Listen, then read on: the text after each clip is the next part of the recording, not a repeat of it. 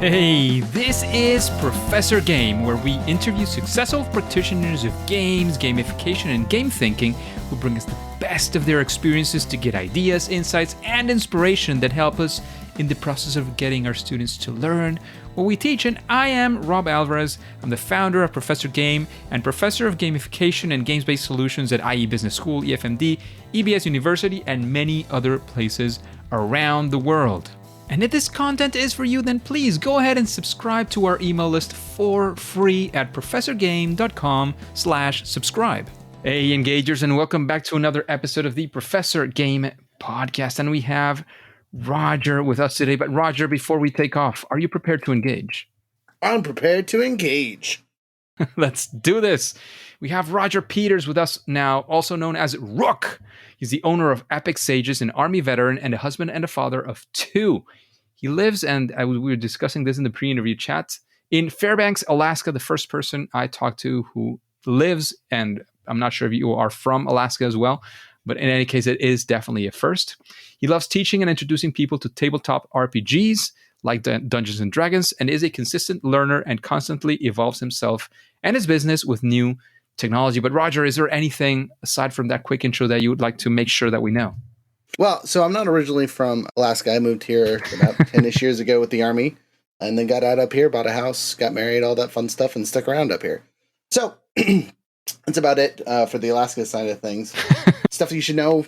Epic Sages has been going on 3 years now, so we're still a relatively new business, but we're making ends meet and doing all kinds of fun stuff. So I think that's all that needs to be gone over. Be warned, I am a nerd, so prepare for nerdy conversation. Yeah, that's probably going to be a significant part of our audience as well. Well, I don't know, like nerd used to be a term that was demeaning in some way. I think nowadays there's more and more. I've been surprised by seeing TV shows and that kind of stuff. More and more sort of the main characters are not the typical nerd that you see in the Nerds movie, right? Mm-hmm. It's like, I'm not sure I would have completely identified with those, even though I am an engineer. I do like games and I'm like many other things that they do in anyways. But nowadays it's sort of a bit more streamlined. So yeah. Yeah, so I think nowadays, if we're going to get into normal topics, it's more geek than nerd, right? Geeks are way more accepted because it's fun to be geeky. If you're still doing C++, you're a nerd, and you'll get treated like nerds have always been treated, unfortunately. So, whatever. Exactly. That's kind of the gist I was getting to in many ways. But we would like to know, now that you've said that you're a geek, a nerd, however you want to frame or phrase this, we want to know, what does your regular day look like? What are you doing in a day like, I don't know, today, tomorrow, last week, whatever you want to go for? Gotcha. So usually I wake up relatively early in the morning, get my youngest ready for preschool now. He just started a week or two ago, so we're super excited with that. Get him ready, get him on the bus, then go back inside, get my other kiddo ready for school, get her dropped off at school, and then I get a few hours of free time for work to do whatever the heck I need, set interviews, call people, get orders ordered out and all that fun stuff with our suppliers. Then I go over and pick up my son, do some more work while he's playing around at the house, then go get my daughter, hang out with them, do fun things for a few hours, and then the wife gets home, and then I get to work, whether that's doing our own podcast or stuff on YouTube, dealing with clients, doing games and things like that, just interacting on the social media side of things. That's a pretty typical day. And then I stay up till midnight plus goofing around playing games and things. Amazing. So quick gist, like what are you doing at Epic Sages, just for the audience to know what you're up to? Gotcha. So at Epic Sages, we're a TTRPG hosting site. So we teach people how to play D&D, Pathfinder, Starfinder, basically anything where you roll dice and play a silly character. We teach you how to play those, all that fun stuff.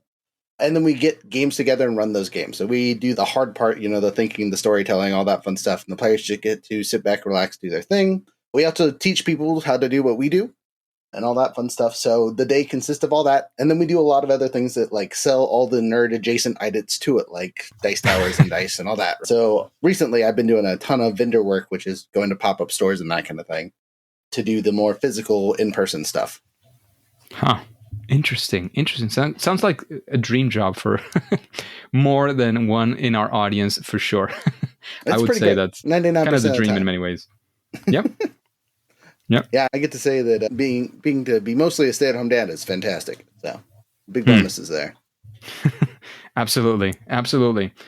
So Roger, we like to talk about how we use games for things that go beyond the game itself. So not just for the entertainment, but things that happen in and around games, beyond games, and so on. So I'm guessing that you do have some experience on that as well. But we want to go not only to one of those experiences, we actually want to go to the worst of those experiences. One of those times when you were trying to do something and everything went sideways. We want to understand, we especially want to live that story with you, which I'm guessing is not going to be difficult, you being the storyteller that you definitely are. We want to be there, live that story with you, and of course, understand a little bit more of what you learned, the lessons we can take away from that. Gotcha. So in a gamifying sense that went wrong, right? Just to clarify what I'm talking about here. Yeah. Okay, so let's talk about like getting products for starting our dice side of things, right? So learning and growing in that way. So we started out at level 0 and 0 experience, and finding an appropriate supplier that could deliver to us, because lots of places don't deliver to people unless they have a physical location that isn't a house. Like they have to have a legitimate shop somewhere, and that's not generally how we operate because it helps us keep our profitability at a good pace, at least at this point. So finding a supplier that would supply to us and get to us and all that fun stuff so we could get started and going with products to sell to people, because it's hard to make money when you don't have things to sell. So we had a lot of fails at level 0, a lot of like not being able to find people or getting suppliers that would just like overcharge just to get us our products and services and things like that. So it took us about half a year before we found a good group of people that kept us supplied for our various stuff that we buy and sell. But in that half a year, we wasted a good amount of money finding the right people, the right places, the right things. And we had a lot of setbacks. We had those low-level items that, people are happy to pick up, but not happy to keep and display, right? Whereas now we sell a tad bit higher-end stuff that looks nice and you're happy to showing your home and show off to your friends, that kind of thing. Amazing. And given that experience that you guys had, what would you have done perhaps different when you were at that point? Would you have started differently, or was it an experience that you think you needed to have? When I tell you this, what comes to your mind essentially?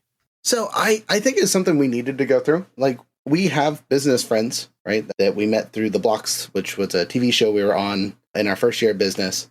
And we met some wonderful people and they introduced us to some stuff and things, but like not knowing who they were connected to personally set us back a little bit.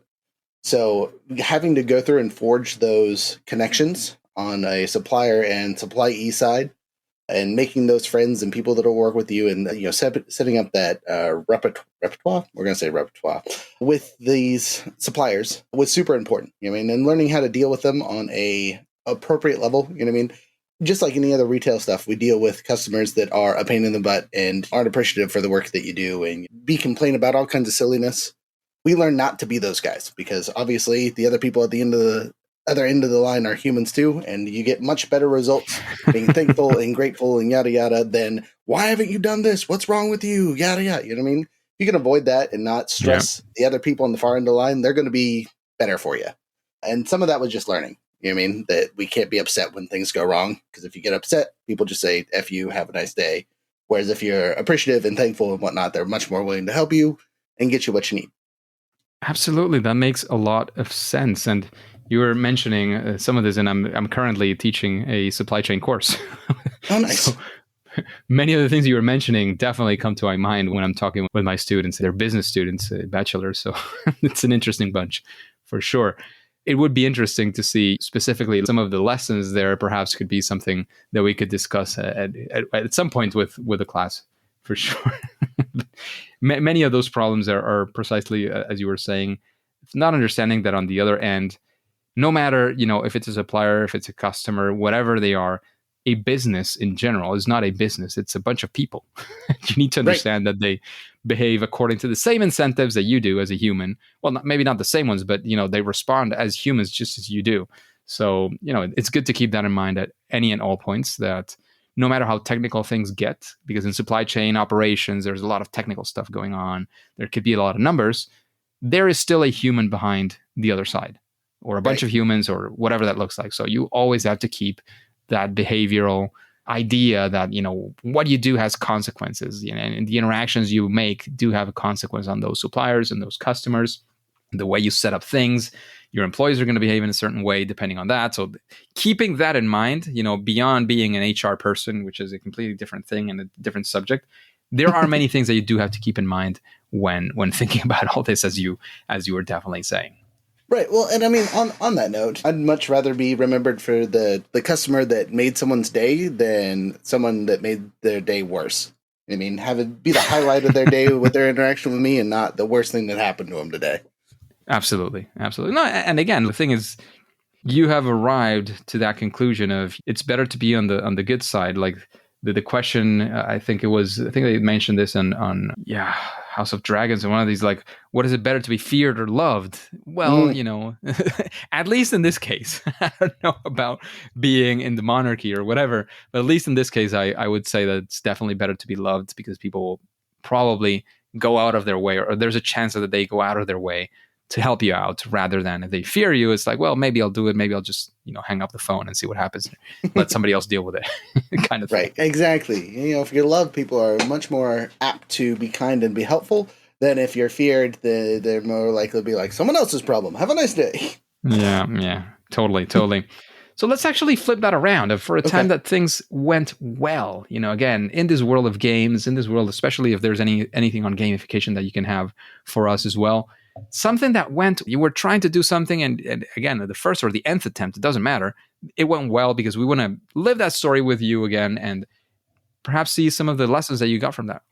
So, lessons in persistence, right? We talk about grinding and doing things with our vendor events. I'm not going to specify which one I'm talking about, but I definitely get annoying at times with people when trying to get into these things because they get booked up fast. And so I will persistently email, hey, is there a spot open? Especially for ones that are full that are popular. And recently, I got us into one that like last minute, like day of kind of thing. They're like, hey, we got a spot. Do you want it? You've messaged us about spots. And I was like, heck yeah, let's get in there. And it was a couple day event, and we made the most money we've ever made in a single day, and the second Nice. most money we've ever made in a single day in the 2 day event. It was fantastic, super cool thing. It was a huge uplift for our products. After that event, we got a whole bunch of new stuff in. We got to try a whole bunch of different things. Again, talk to new suppliers and things like that, just because we had money to start dealing with them. And that was super great. And that's on the physical side of things. That's not even the like service side of things that we do. But physical side of things, that's probably one of our most exciting things, because it was literally we were signed up for another event that was doing terrible, like there for 8 hours and sold one thing kind of thing. And they're like, hey, you want to come to ours? Done. There. Did it. And it was fantastic. Blew it out of the water. Had a great time. All that fun stuff. Amazing. And what would you say, like, to get you there? I have my guesses of what you were going to say, but what do you think led you to be able to be in that position? Well, again, being nice about stuff, following through on things and rechecking on stuff really helped. Again, persistent grinding, making sure that you're keeping in contact with people after you say you will. Doing that checkup that you're supposed to do, even if it's last minute, to make sure things are yes, no, maybe so there's solid answers. Making sure that people do give you an answer. It's okay to double text as long as the intention is to get a response, right? Not just for validation. So yeah, Amazing. I think So that's it. good lessons there.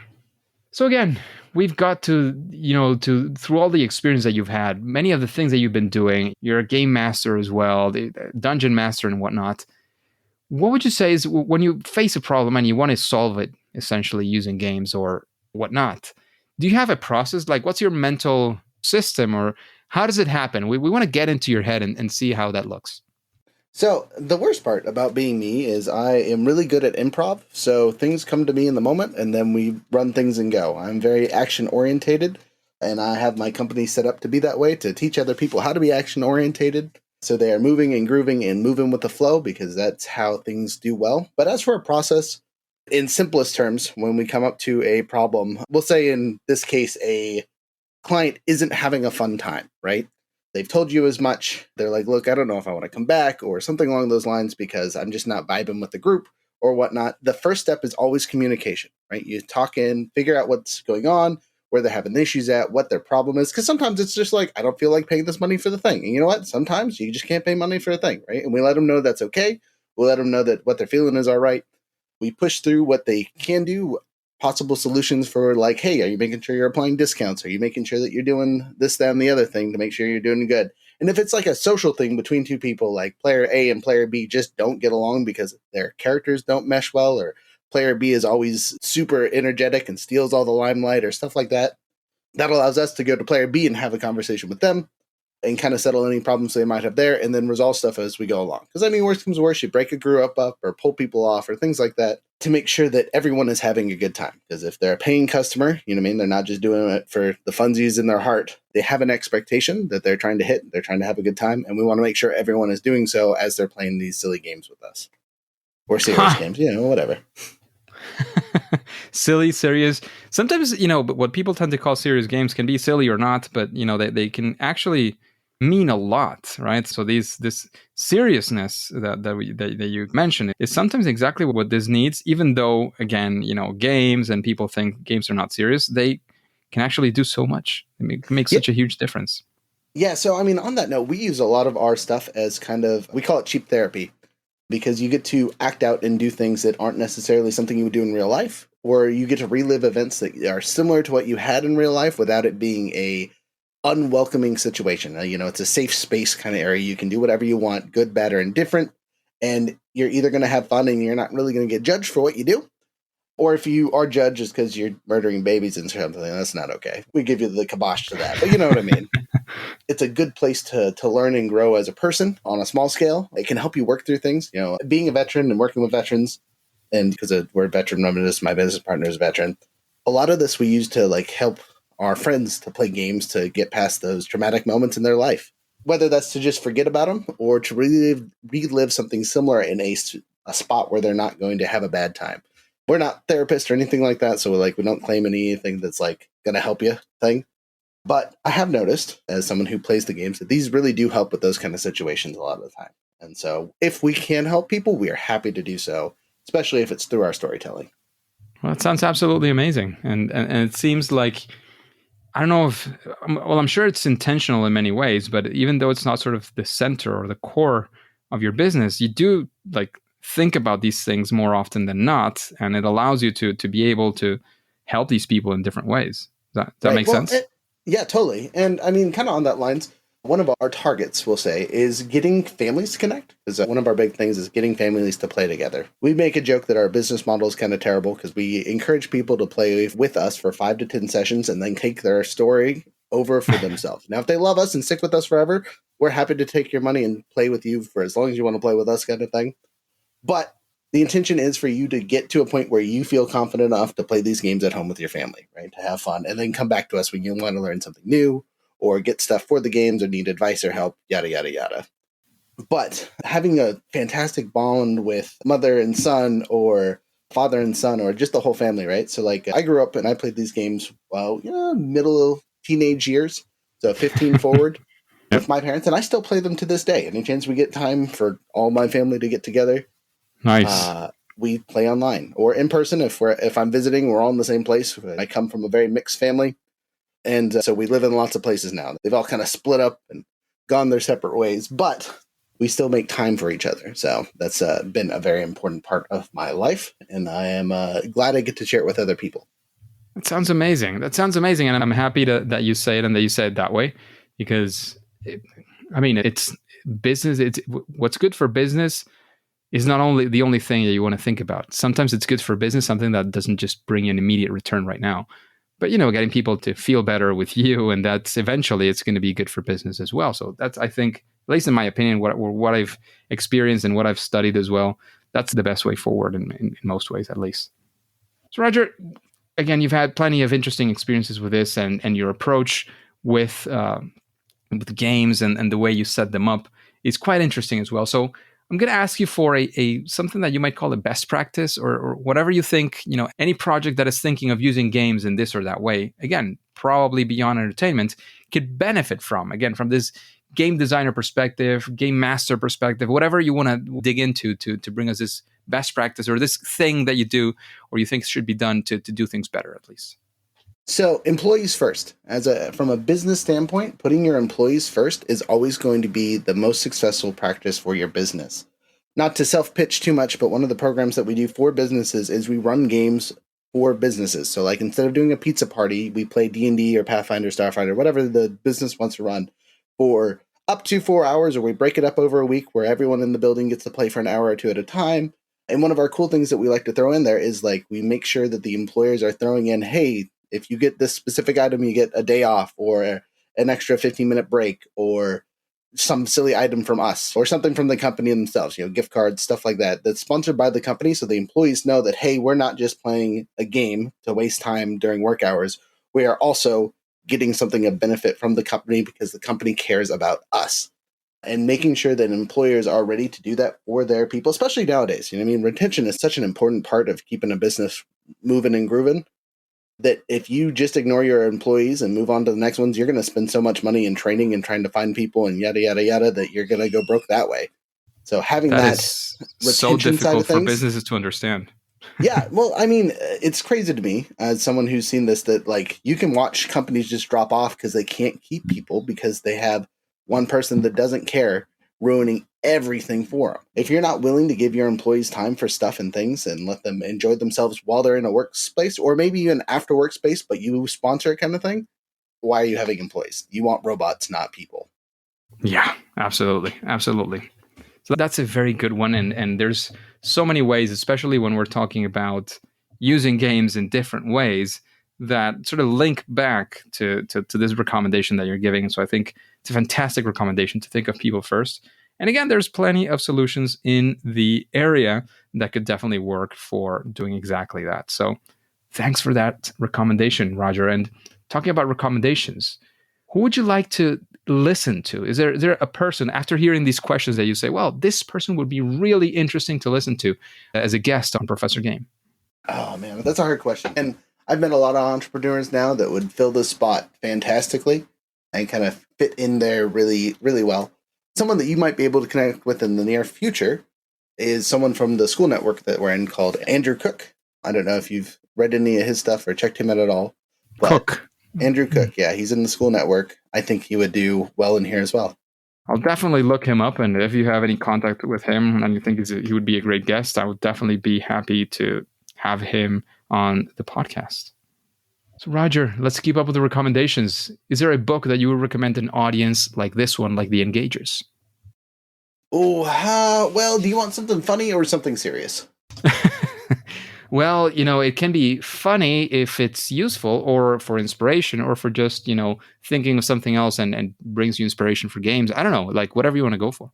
Oh, that's a hard one. There's lots of good books. One of my go-to series that I recommend for everyone to read at least once just to kind of get into a fantastical mindset that mixes kind of all kinds of genres together to make something fantastic is the Dragon Riders of Pern series. It's not much of a business thing, but it's definitely something you can read late at night before you go to bed and have good dreams kind of thing, about adventure and dragons and all kinds of silliness. So, Dragon Riders of Pern is a good series to do. As for books themselves that you should read, that's hard because there's a lot of good choices out there. You said the Dragon Riders of? Yeah, Dragon Riders of Pern, P-E-R-N. P-E-R-N. I'll put that down. So, as far as books, we have the Dragon Riders of Pern. What would you say in your case, in this world where you're at, with all of these things that you do, what would you say is your superpower? That thing that you do at least better than most other people? I have to say it's improv. Being able to adapt to most situations as quickly as possible is something I excel at. I don't necessarily finish things at the best, but things get done. I'm one of those people that improvises things with duct tape a lot, both literally and metaphorically. Until things work out, you know what I mean? Yeah, absolutely. Absolutely. So now we get to a very difficult question, especially for a guy like you and as are most of our guests. What would you say, Roger, is your favorite game? My favorite game. So do you want a video game, a tabletop game? What kind of game do you want? That is up to you, man. Someone asked me this the other day, and I'd have to say that going way back to the PlayStation 2, Star Wars Battlefront 2 was probably something I played hundreds or thousands of hours on my own, just playing that game and having fun. So that one was probably one of my favorites. It's hard because there's just so many that I still do. I mean, heck, I've been playing For Honor since it came out in alpha version. I love that game, but it also drives me crazy. So favorite, I don't know, but it's there. And then obviously D&D. D&D is as a tabletop role playing game, regardless of the edition. Sorry, not generation. is always going to hold a soft spot in my heart. You know what I mean? If it ever goes under and people stop playing it, you know, there'll still be thousands of hours of stories of me and the people I've been playing with out there in the world that people will remember forever. And yeah, that's true. Really exciting. That's definitely true. So, Roger, we don't want to let you go before you tell us where we can find out more about you, your work, the stuff that you're doing. Of course, if you have any final words, any advice, I don't know, anything, this is sort of your time before we go to the end of the interview. Gotcha. Well, so my big thing is remember to have fun. Whether you're at work, whether at school, whatever. If you're not having fun, you're having a bad time, that's not good. You got to fix that.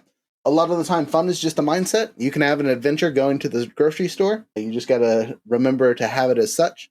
Having that childlike excitement for the little things is going to make you a happier person in the long run. Always be thankful for what you got, because that'll keep you going. As for where you can find me, I am all over the place. Basically, any social media that there is, you'll find Epic Sages on there posting once a month, if we're lucky. we post quite a bit on lots of places, but it's more automated. Like, hey, there's a podcast coming up. Oh, hey, here's a YouTube video, that kind of stuff. But I do my best to also do like real person posts every once in a while on our stuff. But yeah, and basically any major social media, you'll find us on under Epic Sages of some sort. Sometimes there's an underscore, most of the time there's not. If you are interested or a gamer, we're on Twitch. We stream usually at least once a week, unless people are sick or players can't show up or something like that. We do 2 games on one week and our podcast on the other. Both of them are on Twitch. Then you'll find them on YouTube later. Yeah, so we're all over the place. So you can find us just about anywhere. Our website is www.epicsages.com. If you're a Discord user, you can come find us in the Epic Sages Discord. Now, I'm sure there will be links attached to this video somewhere. Yeah. And if you want to join us there, I'm happy to talk to you directly. As mentioned earlier on, I go by Rook online. So if you need anything talking to Rook, you're going to talk to me. But yeah, those are ways to find us and interact with us. So we appreciate any and all people checking us out. Sounds amazing. Thanks for all of that. And definitely something to be checking out in the future for sure. So, Roger, I know it's been a blast, at least for me, hopefully as well for you and the engagers. However, at least for now and for today, it is time to say that it's game over. Engagers, thank you for listening to the Professor Game podcast, and I hope you enjoyed this week's guests, Roger. And we'd like to know if you have any questions that you would like to ask other guests. If you do, please go to professorgame.com/question and ask that question. Once it is selected, it'll come up in a future episode where the guest will have, an interesting answer to it because it will be related to their work, and you will get that answer live during an episode. And remember, before you go on to your next mission, please remember to subscribe or follow, whatever that looks like on your favorite podcasting app. This is absolutely for free. And listen to the next episode of Professor Game. See you there.